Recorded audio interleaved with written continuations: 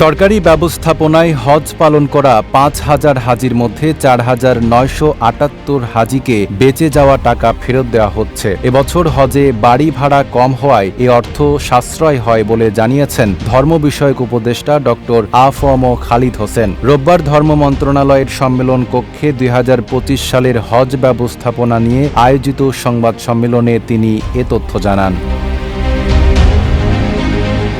উপদেষ্টা জানান, এবছর মোট ৮,২৮,৯০,১৮৩ টাকা ফেরত দেওয়া হবে। একজন হাজি ন্যূনতম ৫,৩১৫ টাকা থেকে শুরু করে সর্বোচ্চ ৫৩,৬২৪ টাকা পর্যন্ত ফেরত পাবেন।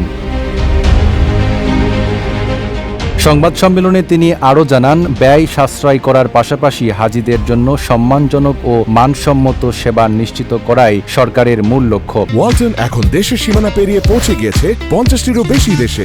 ওয়ালটন, ঘরে ঘরে বিশ্বজুড়ে। আগামী হজ মৌসুমের প্রস্তুতি ইতোমধ্যেই শুরু হয়েছে এবং ২০২৬ সালের হজ খরচ আরও কমিয়ে আনার জন্য পরিকল্পনা নেওয়া হয়েছে। এ লক্ষ্যে সৌদি আরবের সঙ্গে আগামী নভেম্বরেই হজ চুক্তি স্বাক্ষর করার পরিকল্পনার কথাও জানান উপদেষ্টা।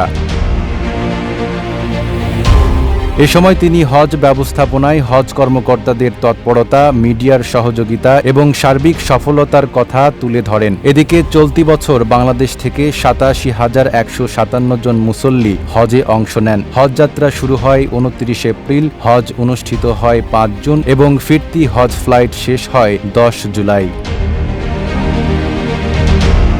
এবারে হজ মৌসুমে সৌদি আরবে ৪৫ বাংলাদেশি হজযাত্রীর মৃত্যু হয়েছে, যাদের মধ্যে ৩৪ জন পুরুষ এবং ১১ জন নারী। মৃত্যুর প্রধান কারণ হিসেবে বার্ধক্যজনিত অসুস্থতাকেই চিহ্নিত করা হয়েছে।